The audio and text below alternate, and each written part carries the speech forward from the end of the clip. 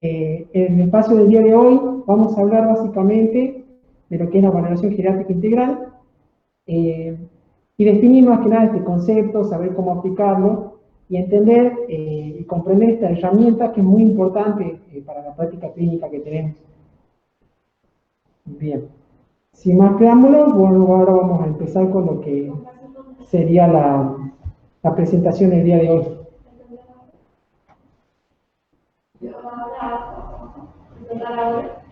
Sí. Pantalla completa. Aquí está ahí.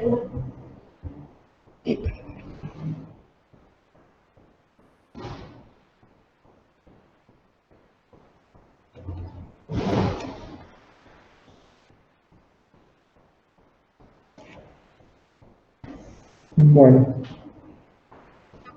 el objetivo de la charla, de la clase de hoy, son básicamente, primero definir el concepto de lo que es el envejecimiento, ¿sí? Lo que es paciente geriátrico. ¿Cómo ves la función que se ve así en la pantalla nuestra? ¿Sí?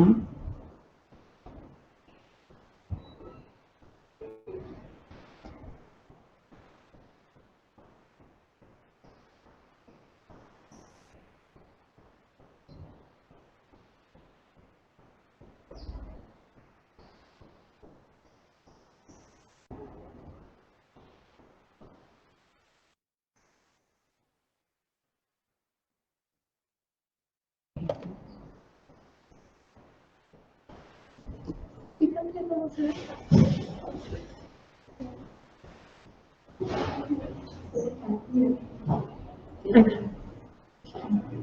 Ahí. Bien.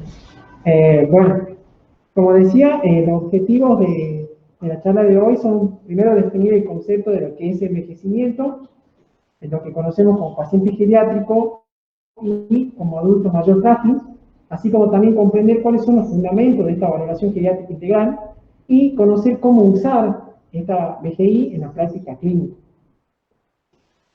Bueno, primero, el envejecimiento lo definimos como un proceso biológico, el cual está caracterizado por la disminución de la capacidad funcional asociada con el aumento de la vulnerabilidad y de la falta de respuesta al estrés en diferentes situaciones, que se va desarrollando progresivamente.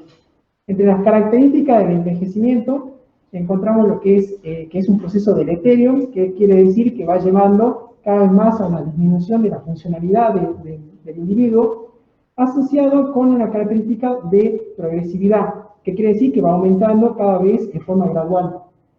Es un proceso intrínseco también, es decir, es propio de cada individuo, cada paciente, cada persona lo vive de manera diferente, influenciado más que nada por el componente genético, biológico, propio de cada uno, pero también sin olvidar que interfieren o influyen, mejor dicho, lo que son también los factores sociales y socioeconómicos, que ya también lo vamos a ir desarrollando más adelante. Y bueno, por último, una de las características también es que es universal, es un proceso por el cual pasamos todos, ¿sí? Todos en nuestro proceso de la vida envejecemos, así que a eso se hace referencia a estas principales características. Con el envejecimiento se van produciendo múltiples cambios orgánicos, tanto en los diferentes aparatos y sistemas. Por ejemplo, incluyen tantos cambios generales como cambios específicos dentro de estos sistemas. En los cambios generales podemos nombrar la disminución de la capacidad de la regulación de la temperatura corporal, por ejemplo, disminución del control de la bulimia, disminución del control de la homeostasis o de la capacidad inmunológica.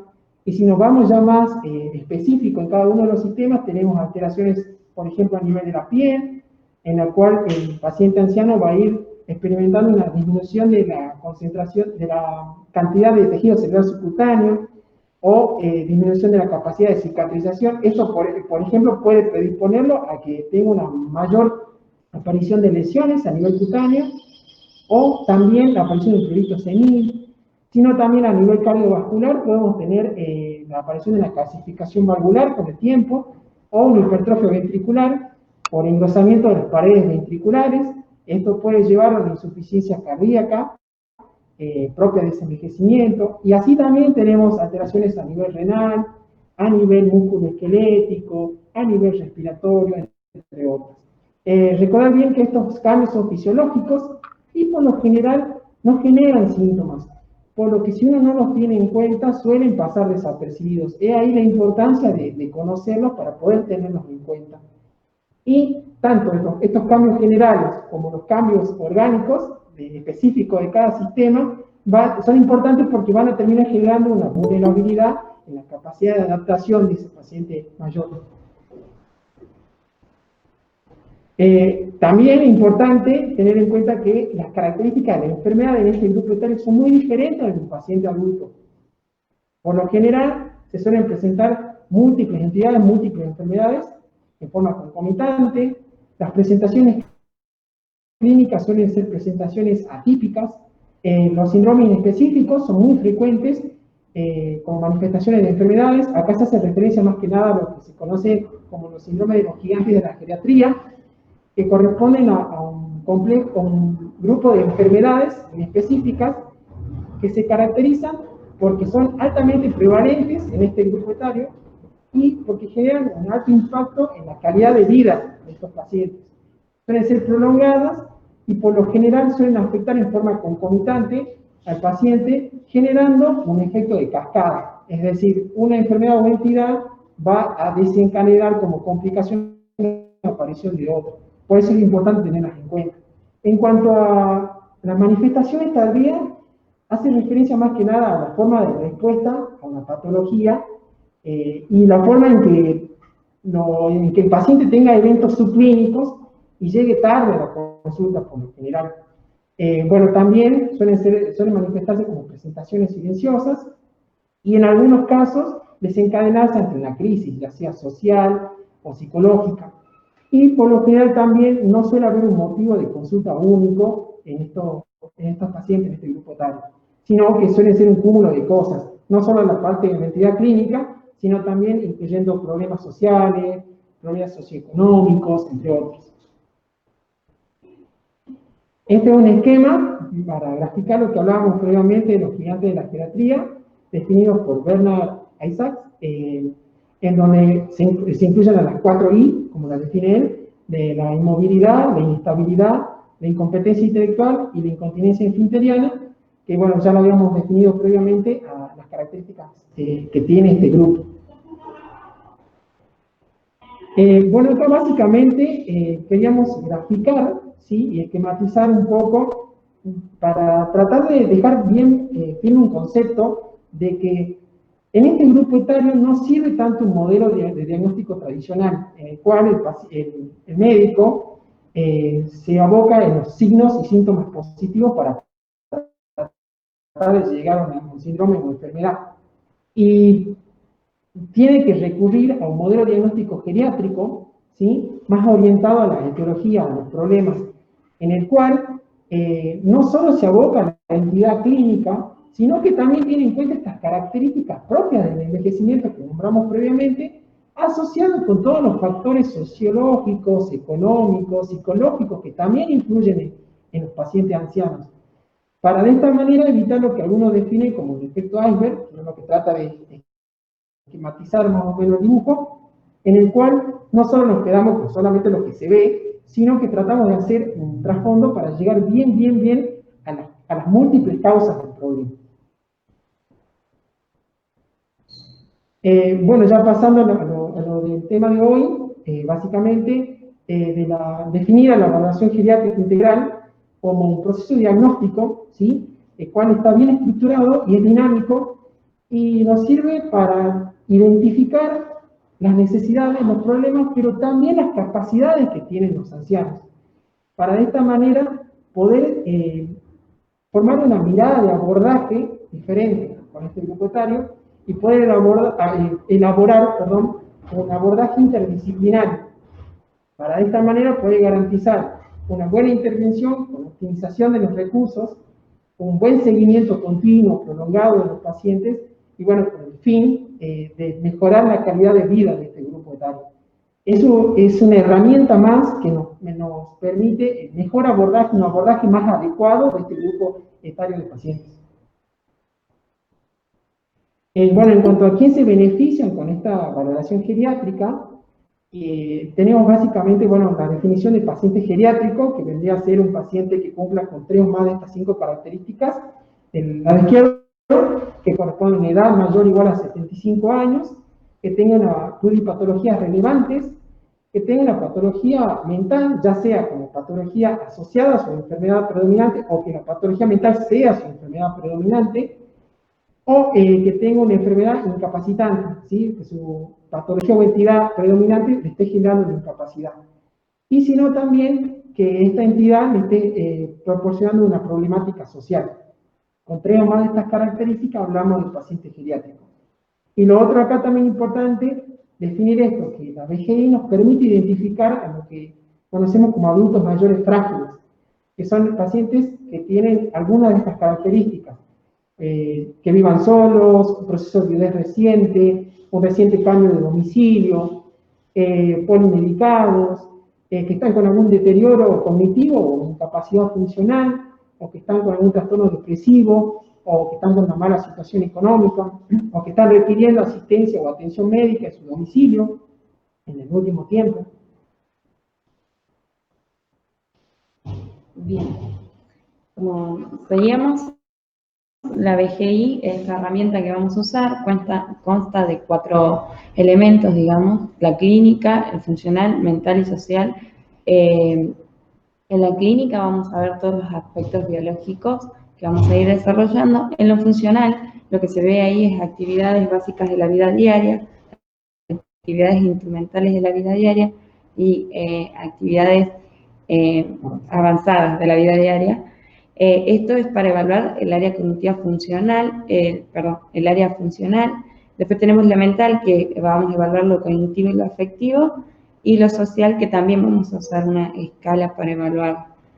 Los componentes entonces de esta valoración son la clínica, funcional, cognitiva y afectiva, y siempre teníamos que ver también y tener en cuenta el aspecto o lo económico, digamos, y así también lo que era el lugar donde vive el paciente, tener en cuenta su entorno.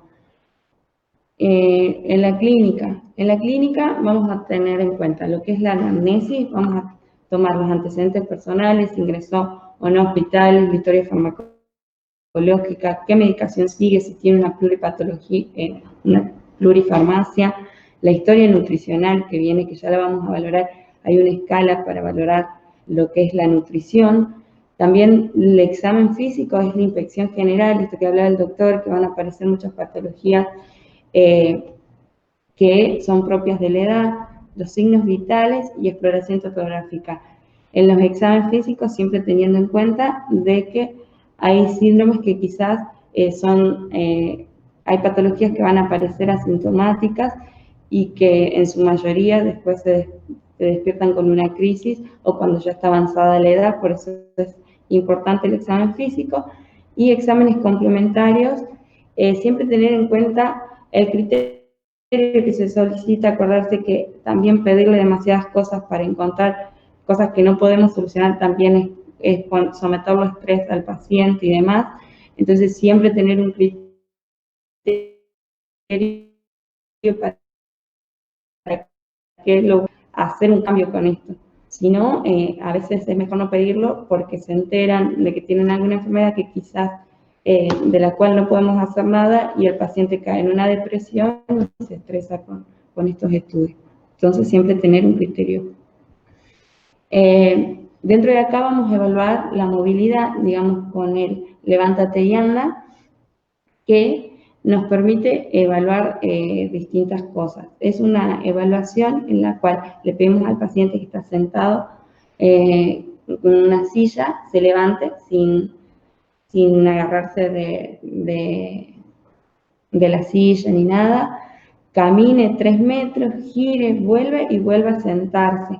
Esto tiene que tener un tiempo que si dura más de 15 segundos en hacerlo, lo consideramos anormal.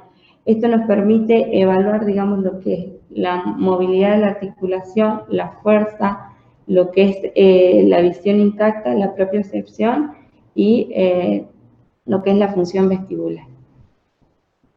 Bien, como decíamos, también otra herramienta que tenemos para valorar la nutrición, digamos, es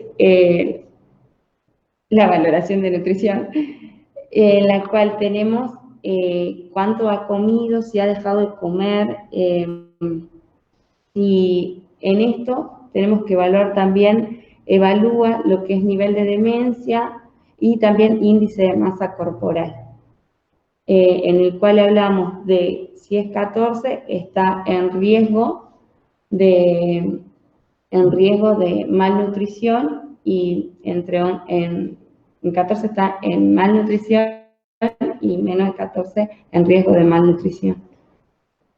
Después tenemos lo que es la valoración funcional, en la cual evaluamos lo que es la capacidad funcional, que es la capacidad que tiene una persona de realizar actividades sin necesidad de asistencia, es decir, la capacidad que tiene para ejecutar y desempeñar actividades y roles sociales. Esto nos permite diferenciar, digamos, de un paciente en el que se encuentra en un grado de dependencia, fragilidad o independencia. Hablamos nosotros de autonomía. Sí, básicamente, como dice la doctora, esto, definir bien la autonomía del paciente, mejor dicho. Las actividades básicas de la vida diaria hace referencia a todas las tareas que puede realizar el paciente relacionadas con el autocuidado, el aseo, el vestirse, si puede o no, por ejemplo. De esta manera, en este caso, en este escalón, como está graficado así, sí podemos hablar de lo que es un grado de dependencia o independencia del paciente. Mientras que las actividades instrumentales de la vida diaria, que ya hacen referencia a todas aquellas tareas que le permiten interaccionar, relacionarse, o mejor dicho, adaptarse con el medio, hace referencia a la autonomía que tiene el paciente. Ya después vamos a ir desarrollando cuáles son los índices o los test que se pueden utilizar para ir valorando cada una.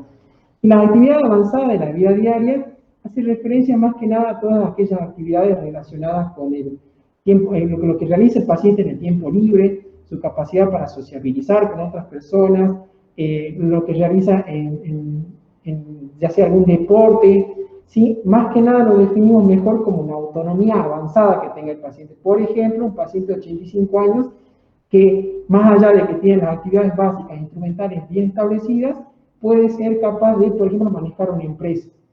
Va a un nivel más superior. Acá en el esquema, básicamente queríamos eso, ejemplificar, como dije antes, los índices o escalas que podemos utilizar para la valoración de esta esfera funcional.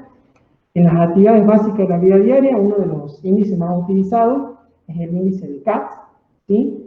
El índice de CAT consta de 6 ítems, ¿sí? Los cuales los ordena en forma jerárquica, según la secuencia en la que los pacientes lo van perdiendo y recuperan la independencia para realizar. Cada ítem tiene 2 posibles respuestas. Los 6 ítems evaluados corresponden al baño, la capacidad para vestirse o desvestirse, el uso del retrete, la movilidad, la continencia y la alimentación. En el caso de que el paciente lo pueda realizar en forma independiente o con un poco de ayuda, se le asigna un punto. Y si la respuesta es que el paciente requiere gran ayuda para realizar esa actividad o no puede directamente realizarla, no se le asigna ningún punto, 0 puntos. En base se suma, ¿sí? Al final, la puntuación total, y en base a eso se lo clasifica en 7 grupos diferentes que van de la A a la G, que corresponden de máxima independencia hasta máxima dependencia.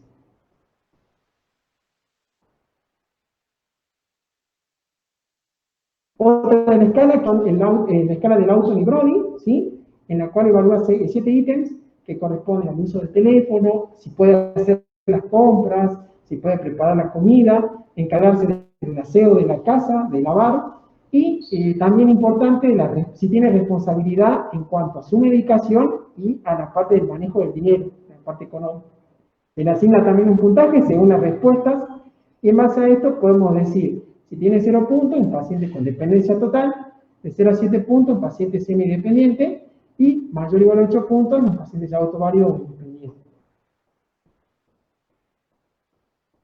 Bien, en la parte mental vamos a seguir evaluando estas actividades, esta BGI. Vamos a pasar a la parte mental, que vamos a tener en cuenta la parte cognitiva, en la cual acá tenemos nos importa mucho el nivel de escolarización de los tóxicos, si es alcohólico o no, si tiene antecedentes familiares de demencia, la falta de memoria, el conocimiento y la orientación del paciente. Para esto tenemos test, se lo vamos a desarrollar, y en la parte afectiva vamos a tener en cuenta los estados de ánimo, el trastorno del sueño, las emociones, la idea de muerte, que nos hace pensar en una depresión o ansiedad. En esto tenemos las escalas de depresión de Yesa-Vázquez para detectar. La exploración cognitiva, entonces el mini mental, nos permite, bueno, es un test que va de 10 minutos para su aplicación, es útil para el deterioro cognitivo moderado, no tanto para el leve, y hacemos preguntas con respecto a lo que es orientación temporoespacial, memoria reciente, identificación, esto es decir, 3 palabras y después pedirle después de un tiempo que las vuelva a repetir, la atención, el cálculo, medimos la capacidad de abstracción y el lenguaje y la praxis. En esto también evaluamos, digamos, lo que es el déficit leve del lenguaje, pero no hacemos diagnóstico de demencia. Después, para evaluar, tenemos el MOCA, que nos ayuda en lo que es deterioro cognitivo leve. También consta de lo que es orientación, memoria, función ejecutiva, lenguaje, abstracción, animales, y sobre todo tiene la última evaluación, que es la del reloj, en la cual nos permite, digamos, evaluar, digamos, lo que es lo visoespacial, digamos, y también lo que son las praxias constructivas. ¿Qué quiere decir constructivas? O sea, la ejecución motora de algo, lo que es la atención, el lenguaje y el conocimiento numérico. Y el SEIC-Test es para los pacientes, digamos, analfabetos o que no tienen un bajo nivel de escolarización. Se divide en 4 categorías, digamos, vamos a pedir que repita colores, animales, frutas y ciudades. La puntuación oscila entre 0 y 40 y un resultado normal es de 29 a 27. Y bueno, y con depresión, digamos, vamos a evaluarla con este test de Yesa-Vázquez, en la cual le hacemos también las preguntas. A cada pregunta le damos un punto, y depresión probable es cuando tenemos de 6 a 9 y depresión severa en más de 10. En esto vamos a indagar, digamos, si está satisfecho con su vida, si se siente aburrido o cómo está con el ánimo, si se siente abandonado o feliz, y si tiene energía o no, o si se siente en una situación desesperada. Y por último tenemos la valoración de la esfera social, ¿sí? En la cual, bueno, básicamente consiste en conocer bien la relación entre el anciano y el entorno en el que vive. ¿A qué hace referencia el entorno? Lo que tiene que ver con su hogar, con el apoyo familiar o el apoyo social que tenga ese paciente anciano. También incluye los factores demográficos, socioeconómicos también. Sabe reconocer la presencia de estrés social. Para eso hay que tener en cuenta indicadores de estrés social, como son, por ejemplo, una mala situación económica, la pérdida del rol social o un sentido de duelo. También sirve para conocer las habilidades que tiene el paciente anciano para enfrentar los diferentes problemas. Este está muy relacionado, dependiente mucho de lo que es la autosuficiencia que tenga el anciano y la autoestima que tenga. De esta manera, esta herramienta nos va a permitir saber dónde ubicar al paciente, cuál es el nivel asistencial más adecuado para este paciente. Así después podemos organizar un plan de cuidado y empezar con la tramitación de los recursos y así optimizar también los recursos. Las herramientas que tenemos para poder hacer esta valoración social incluyen la escala WAS de recursos sociales, la escala de Gijón, la escala de Filadelfia y la escala de Sarif, que es más que nada para la evaluación del cuidador en sí. La que más nos gustó, porque es bastante compleja, la escala de Gijón, esta es de Barcelona, de España, fue creada, evalúa 5 ítems que son la situación familiar, la situación económica, la vivienda, las relaciones sociales del paciente, y del apoyo de las redes sociales.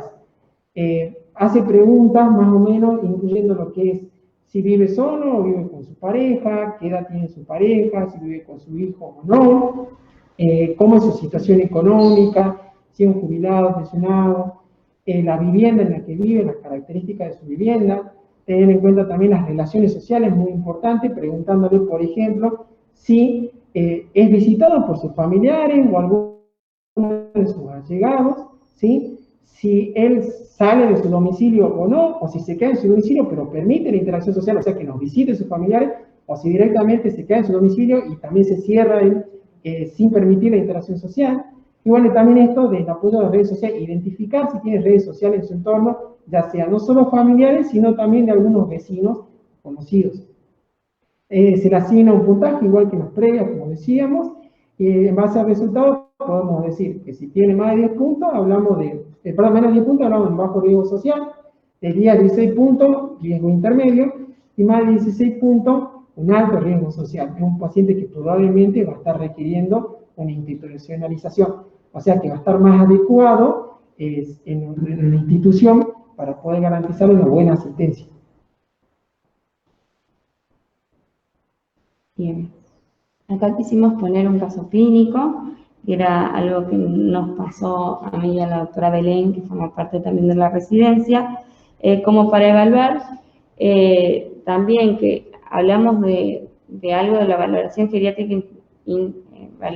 geriátrica, pero es algo en la cual nos pueden ayudar distintas personas, como decía, esto de involucrar a otras personas, tanto como enfermeros, los asistentes sociales, la psicóloga y también los agentes sanitarios. En esta nos tocó hacer una visita por control de TA y nos encontramos con un paciente, Esteban, de 80 años, oriundo de La Viña, parador del Carmen, que queda alejado de La Viña municipio, que queda a 4 kilómetros. El paciente tenía cataratas bilaterales, hipoacusia, luxación de rodilla e hipertensión.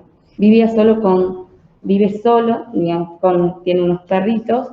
Sus hijos viven en el municipio de La Viña, pero no lo visitan frecuentemente. Tiene una nieta que vive en Salta, que tampoco lo puede visitar. Y esto de ver, al entrar a la casa, vimos que su casa era de letrina, sin agua corriente, que tenía que ir a buscarlo en un tacho, que estaba cocinando a leña, que los pasillos estaban llenos de tierras y por ahí tenían no desmalezados porque crecía como las plantas. Los escalones de la entrada de la casa estaban con ladrillos sueltos y no vivía con vecinos. Los vecinos estaban a prácticamente 15, 20 minutos de caminata de piedras. Entonces, nosotros lo que queríamos era hacer esta valoración geriátrica integral y no solo pensar que el paciente es un conjunto de síntomas o de signos y de patologías, sino que hay que valorar, como decía el doctor, todas las áreas, tanto biopsicosociales y funcionales de este paciente, para poder dar una respuesta, hacer un plan terapéutico y poder dar las respuestas. Entonces lo que queríamos hacer era como esquematizar esto, lo que era evaluación biomédica, esto que hablábamos del examen físico, la evaluación funcional, que con las actividades básicas de la vida diaria sí, porque él se vestía solo, se bañaba, pero las actividades instrumentales estaba menos, era un paciente más incapaz en ese aspecto. En lo que era movilidad, él presentaba un problema en la rodilla, lo cual, si le hacíamos el levántate y anda, era más de 13 segundos, veíamos cómo a él le costaba porque tenía un bastón, entonces el hecho de tener escaleras ya era como, y el tener toda la casa sin luz, era un factor de riesgo. A nivel sensorial, él tenía sus cataratas y tenía hipoacusia bilateral, entonces también encontrar estas cosas. En el estado nutricional él solo se cocinaba una vez al día y la mayoría de las veces era solo sopa.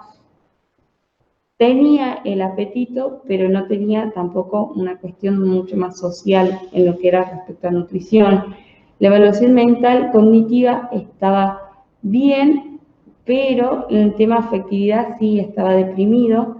era un paciente que vivía solo y realmente no quería irse de su casa.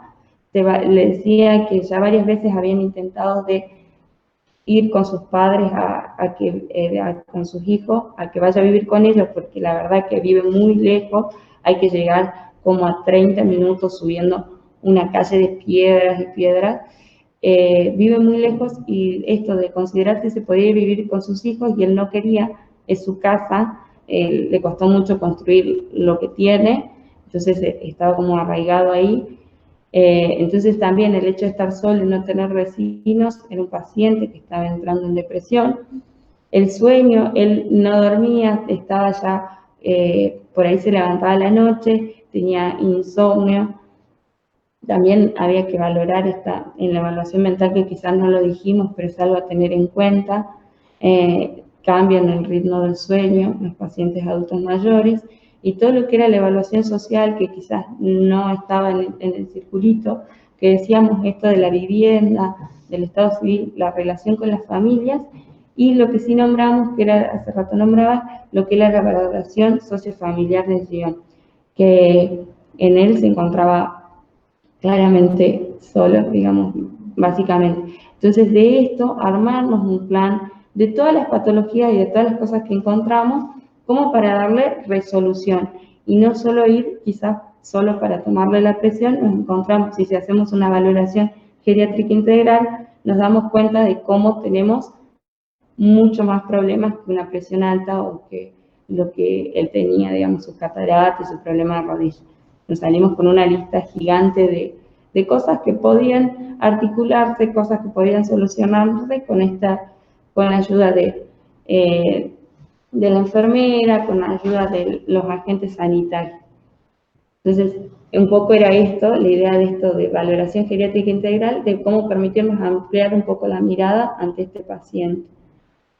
Bien, y a modo de síntesis, de repaso también, con la doctora queríamos, bueno, agregar esta diapo, ejemplificando, digamos, recordando el concepto con todas las imágenes que ya repasamos hoy día, de lo que es, primero, tener en cuenta, como dijimos en un principio, de que necesitamos, no nos alcanza con este modelo diagnóstico tradicional para abordar a este grupo etario, sino que necesitamos este modelo diagnóstico geriátrico para el abordaje de estos pacientes.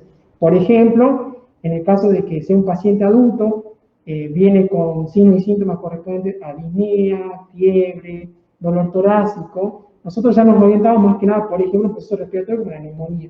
Mientras que en un anciano puede venir con disnea, simplemente, y con alguna descompensación cardiovascular, con insuficiencia cardíaca, pero nosotros, utilizando todo este modelo, vamos más al fondo del problema y llegamos de que la causa había sido una neumonía, por ejemplo, nos damos, siempre obviamente teniendo en cuenta todas estas características propias del envejecimiento y de la alteración o vulnerabilidad de la capacidad de adaptación que habíamos nombrado. Entonces, como para definir bien esto, de que no nos alcanza con este modelo tradicional para este tipo de pacientes. También tener en cuenta esto que la BGI, como estamos diciendo, no solo aborda esta parte clínica, como explicó la doctora con el ejemplo, sino también toda la parte de la esfera funcional, la cognitiva, la afectiva y la social, para poder definir, o mejor dicho, tener una mirada de abordaje diferente y saber identificar también cuáles son las capacidades funcionales del paciente para saber, como dice ahí abajo en la escalerita que habíamos puesto, de si se trata de un paciente independiente o dependiente y cuál es su grado de autonomía, que también es importante diferenciar eso. Obviamente siempre, como dijo la doctora, teniendo en cuenta el aspecto social, ¿sí? Toda la parte del apoyo de las redes que tenga ese anciano, el domicilio, la vivienda en la que vive y todo lo que conlleva la esfera social. Por último, bueno, esta cita que me gustó bastante, en la que dice que no hay duda en absoluto de que estos pacientes han sido inadecuadamente tratados en el pasado y con frecuencia continúan recibiendo una atención insuficiente y escasa, si es que reciben alguna, en una atmósfera que pierde la comprensión con su edad y condición. La profesión médica, habiendo tenido éxito en la prolongación de la vida del hombre, no debe seguir fallando en asumir la responsabilidad con el anciano enfermo o que se vuelve débil. Se necesita urgentemente un cambio en la actitud del cuidado y tratamiento de los enfermos crónicos.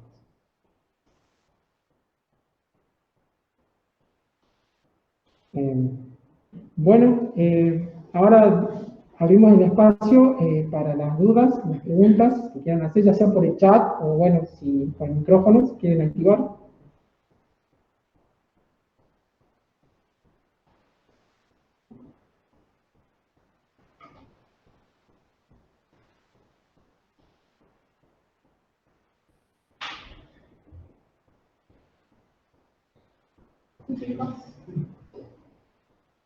Una pregunta acá.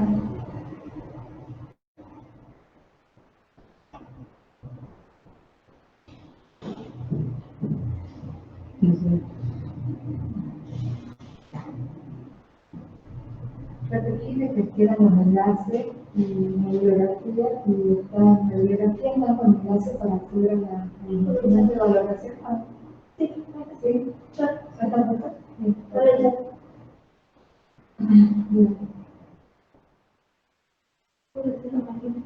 Bien, bueno, ahí también tenemos lo que son los enlaces de las redes de nuestra residencia, tanto en Facebook, Gmail, como así también en Instagram, para que puedan también acceder a la bibliografía. Está puesto ahí en el chat, son los links también.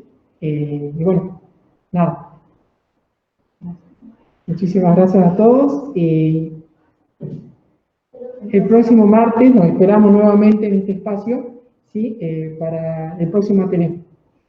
Muchas gracias.